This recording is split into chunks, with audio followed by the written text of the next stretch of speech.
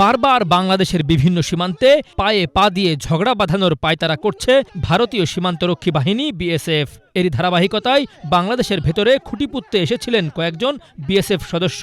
খুঁটি তো পুঁততে পারেননি, উল্টো গ্রামবাসীর ধাওয়া খেয়ে পালিয়েছেন। ভারত পাকিস্তান যুদ্ধের দামামার মধ্যে বাংলাদেশের সিলেট সীমান্তে ঘটল এই ঘটনা। বৃহস্পতিবার সিলেটের গোয়াইনঘাট সীমান্তে একটি খেলার মাঠ নিয়ে বিএসএফ ও স্থানীয়দের মধ্যে উত্তেজনা দেখা দেয়। স্থানীয়দের দাবি, শত বছর ধরে ওই বিরান ভূমিটিকে খেলার মাঠ হিসেবে তারা ব্যবহার করে আসছিলেন।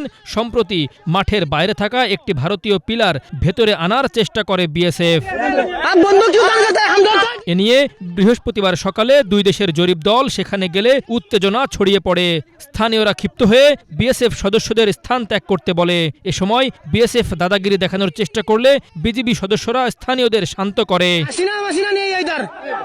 পরে বিব্রতকর পরিস্থিতি এড়াতে স্থানীয় গণ্যমান্য ব্যক্তিদের সাথে নিয়ে বিএসএফ সদস্যদের ফিরে যেতে অনুরোধ করা হয়। বিজিবি জানায়, ছিটমহল চুক্তির অধীনে সেই স্থানে বাংলাদেশ ভারত যৌথ জরিপ করার কথা ছিল।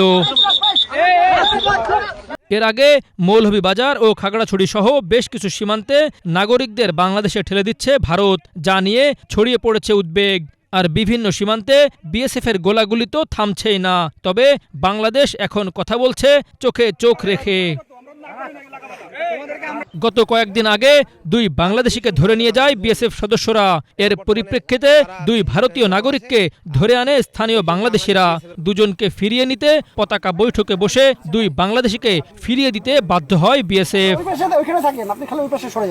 5 আগস্ট আওয়ামী সরকারের পতন ও শেখ হাসিনার পলায়নের পর থেকে বাংলাদেশের বিভিন্ন সীমান্তে আগ্রাসী আচরণ করছে বিএসএফ। আন্তর্জাতিক আইন লঙ্ঘন করে কাঁটাতারের বেড়া দেওয়া, পিলার স্থাপন করা, রহস্যময় বোতল ঝোলানোর মতো কাজও করছে। তবে বাংলাদেশ সীমান্তরক্ষী বাহিনী বিজিবি ও সাধারণ বাংলাদেশিরা এখন এক চুলো ছাড় দিচ্ছে না। আখতারুজ্জামান, বাংলা ভিশন, ঢাকা।